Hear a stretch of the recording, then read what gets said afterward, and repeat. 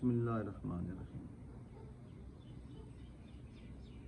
حافظ صاحب فرماتے ہیں بے گوش ہوش نیوش از منو بے عشرت کوش کہ ان سخن سحر از ہاتفم بے گوش آمد۔ آپ فرماتے ہیں مجھ سے دل کے کانوں کے ساتھ یہ بات سن، عقل کے ساتھ یہ ہوش مندی کے ساتھ یہ بات سن، اور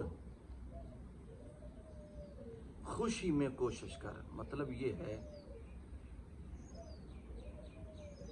کہ اب تیرے پاس وقت ہے، تو معرفت خدا بندی کی کوشش کر، عشق خدا کی کوشش کر، حب خدا کی کوشش کر، حب شیخ و مرشد کی کوشش کر، چونکہ تیرے پاس ابھی وقت ہے، ابھی زندگی ہے، ابھی خوشی کا وقت ہے، ابھی جان ہے، ابھی صحت ہے۔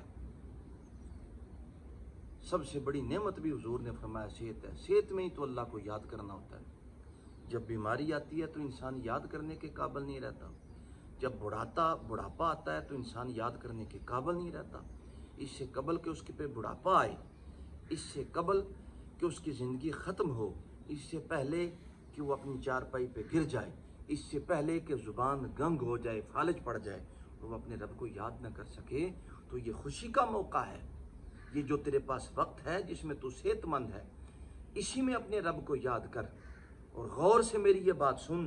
یہ بات میں نے ایسے نہیں کہی۔ آپ فرماتے ان سخن سحر از ہاتفم بے گوش آمد، یہ عاطف غیب سے سحری کے وقت یہ بات میرے کان میں آئی کہ تمہارے پاس جو زندگی ہے، تمہارے پاس جو ایک ایک لمحہ، اس لمحے کو خدا کی یاد میں بتا دو، اس لمحے کو عشق خدا میں بتا دو، اس لمحے کو مرشد کی اطاعت میں بتا دو، اس لمحے میں کسی اللہ والے کی صحبت میں بتا دو، اس لمحے میں کسی اللہ والے کے پاس بیٹھنے میں بتا دو۔ جب تمہارے پاس وقت ہے، وہ خوشی، وہ عشرت، وہ وقت ہے۔ اگر تم سے وہ چھن جائے گا، جیسے کہ ہاتھ میں ریت ہو تو ریت آہستہ آہستہ سرکتی رہتی ہے، پھر تھوڑی رہ جاتی ہے، اور جس کی عمر 40 سال ہو جائے اس کے پاس پیچھے بچتا کیا ہے، رہتا کیا ہے؟ زندگی تو اس کی گزر گئی، 40 سال کے بعد تو بڑھاپا شروع ہو جاتا ہے۔ اس لیے آپ فرماتے ہیں کہ میری بات غور سے سن اور اپنے رب کو یاد کر، اللہ اللہ کر، اپنے رب سے ناطہ جوڑ، اپنے رب سے تعلق جوڑ، اپنے رب کا ہو جا، اس سے پہلے کہ تجھے موت دبوچ لے۔ یہ بات مجھے شہری کے وقت ہاتف غیب کسی ندا دینے والے نے سنائی، یا کسی ہاتف کہتے ہیں کسی فرشتے نے سنائی، یا مجھے یہ کشف ہوا، یہ الہام ہوا کہ زندگی بڑی قیمتی موتی ہے، اسے اللہ کی محبت اور اللہ کے ذکر اور شیخ کی اطاعت اور صحبت اللہ والوں کی صحبت کے بغیر مت بتاؤ۔ آگے آپ فرماتے ہیں ز فکر تفرقے باز آئی تا شوی مجموع بحکم آن کے چو شد آہرمن سروش آمد۔ آپ فرماتے ہیں اس تفرقہ بازی کی فکر سے، آپس کے اختلاف کے فکر سے، جو چاہے مسائل کے اختلاف ہوں، وہ چاہے دنیاوی اختلاف ہوں، وہ چاہے فقہ کے اختلاف ہوں، وہ چاہے فضائل کے اختلاف ہوں، وہ چاہے مسلک کے اختلاف ہوں، وہ چاہے مذہب کے اختلاف ہوں، آپ فرماتے ہیں ہر تفرقے سے نکل جا، ہر تفرقے کو چھوڑ دے، اللہ بس باقی حوث، ہر تفرقے کو ترک کر کے، جیسے کہ ہر تفرقے کو چھوڑ کے، ہر تفرقے سے نکل کے جب چھوڑے گا تو پھر تاشوی مجموع، تو پھر کیا تیرا حال ہوگا؟ تجھے اطمینان قلبی نصیب ہوگا، تجھے دل جمعی نصیب ہوگی، تیرے دل کو سکون نصیب ہوگا، جسے قرآن کہتا ہے وَالَّذِي أَنزَلَ السَّكِينَةَ فِي قُلُوبِ الْمُؤْمِنِينَ۔ وہ جو تیرے دل میں تفرقات ہیں، تیرے دل میں جو پریشانیاں ہیں، جب تو سب چیزوں کو چھوڑ دے گا، ایک اللہ کی طرف چل پڑے گا، ایک اللہ کی محبت، اپنے شیخ کی محبت میں فنا ہو جائے گا، ان تفرقہ بازیوں سے پیچھے ہٹے گا، تو پھر تیرے دل کو اطمینان قلبی نصیب ہوگا، دل جمعی، جسے جمعیت کہتے ہیں کہ کسی حال میں بھی وہ پریشان نہیں رہتا۔ آپ فرماتے ہیں اس لیے بحکم آن، یہ اس لیے ہے کہ جب شیطان جائے گا تو بھائی وہاں پہ فرشتہ آئے گا۔ یہ ساری تفرقہ بازیاں یہ شیطان کی ڈالی ہوئی ہیں، یہ ساریاں لڑائیاں یہ شیطان کی ڈالی ہوئی ہیں۔ لم اعہد لکم یا بنی آدم اللہ تعبدوا الشیطان، سمجھے، انہ لکم عدو مبین، یہ تو دشمن ہے تمہارا کھلا، اس کی ڈالی ہوئی ہیں تمہارے اندر تفرقے ہیں، سمجھے، یہ کسی قسم کا تفرقہ ہو، چاہے مذہب کا ہو، چاہے تصوف کا ہو، چاہے کسی چیز کا بھی ہو، اس تفرقے کو چھوڑ دیں۔ جب اسے ترک کریں گے تو آپ کے دل کو اطمینان قلبی نصیب ہوگا، جب اطمینان قلبی نصیب ہوگا تو پھر آپ آسان انداز کے اندر اپنے رب سے ملاقات کر سکیں گے، شیطان وہاں سے چلا جائے گا اور وہاں پہ فرشتہ، اللہ کا فرشتہ آ جائے گا، جسے قرآن کہتا ہے ان الذین قالوا ربنا اللہ ثم استقاموا تتنزل علیہم الملائکہ۔ اللہ فرماتے ہیں جب ہماری بارگاہ میں کوئی ڈٹ جاتا ہے اس بات پہ کہ اس نے کہہ دیا کہ اللہ میرا رب ہے، تو اللہ تعالیٰ فرماتے ہیں پھر ہم اس پہ فرشتوں کا نزول کرتے ہیں، شیطان جاتا ہے تو فرشتہ آتا ہے۔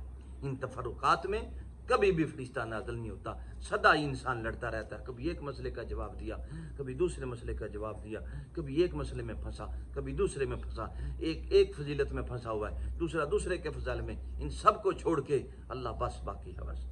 آگے آپ فرماتے ہیں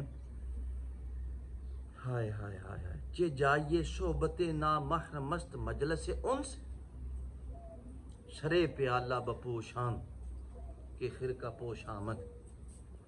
آپ فرماتے ہیں اللہ والوں کی مجلس میں، صوفیاء کی مجلس میں یہ نامحرموں کی کیا جگہ ہے؟ بھائی نامحرم کون ہوتا ہے؟ کسی اللہ والے سے کسی نے پوچھا کہ نامحرم کون ہوتا ہے؟ آپ نے فرمایا نامحرم مرد بھی ہو سکتا ہے، ہر وہ جو اللہ کی محبت سے دور ہے وہ نامحرم ہے۔ آپ نے فرمایا اس کے پاس بیٹھنے سے انسان، جیسے نامحرم کے پاس بیٹھنے سے عورت برباد ہوتی ہے، ایسے ہر وہ بندہ جس کو اللہ کے ساتھ تعلق نہیں وہ نامحرم ہے، وہ اس کے پاس بیٹھنے سے انسان کا دین بھی جاتا ہے، دنیا بھی جاتی ہے۔ اس لیے فرمایا وہ جو مجلس انس ہے، مجلس صحبت ہے، اس میں کیا جگہ ہے نامحرم کی؟ کیا ضرورت ہے نامحرم کی؟ کوئی ضرورت نہیں۔ سرے پیالہ بپوشان، پیالے کو اوپر سے ڈھک لے کہ خرقہ پوش آمد، اس لیے کہ وہ صوفی دکھاوے کے خرقے پہننے والا، وہ جبے پہننے والا، وہ دکھاوے کی باتیں کرنے والا وہ آ چکا ہے، اس لیے اس سے اپنے رازوں کو چھپا۔ یہ راز جو ہیں وہ خاصان خدا کے ہیں، خاصان دی گل عام آگے نہیں مناسب کرنی، میٹھی کھیر پکا محمد کو تھے آگے دھرنی۔ آخر میں حافظ صاحب فرماتے ہیں یہ خان کا بے میں خان میر ود حافظ، یہ خان کا بے میں خان میر ود حافظ، آہا مغرض مست یہ زہد ریا بے ہوش آمد۔ آپ فرماتے ہیں خانقاہ سے میں خانے کی طرف حافظ چلا گیا، خانقاہ سے میں خانے کی جانب اپنے مرشد کی جانب چلا گیا، شاید زہد کی مستی، وہ ریاکاری کے زہد و عبادت کی مستی سے حافظ ہوش میں آ گیا ہے، اس لیے خانقاہ سے نکل کے وہ کہاں چلا گیا ہے؟ وہ میں خانے میں چلا گیا۔ جیسے کہ زین شاہ تاجی فرماتے ہیں، آپ فرماتے ہیں خاک سے لالا گل، خاک سے لالا گل سنبلو ریحاں نکلے۔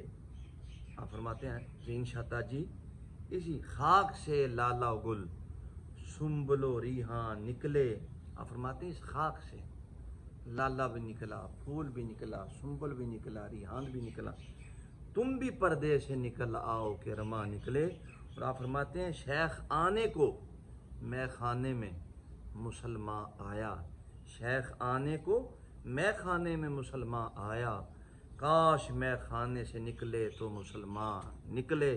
آپ فرماتے ہیں جی خان کا بھی میں خان امیر ود حافظ، حافظ نے لنگوٹ کس لیا، ہر چیز کو چھوڑا، خان کا چھوڑا، بھاگ گیا میں خانے میں، شاید مغرض مستی یہ زہد، شاید وہ زہد و ریاکاری کی جو مستی اسے چھائی ہوئی تھی اس سے وہ نکلا ہے اور آج ہوش میں آ گیا ہے، شراب طہورا پینے کے لیے میں خانے میں مرشد کے قدموں میں آ گیا ہے۔ وما علینا الا البلاغ۔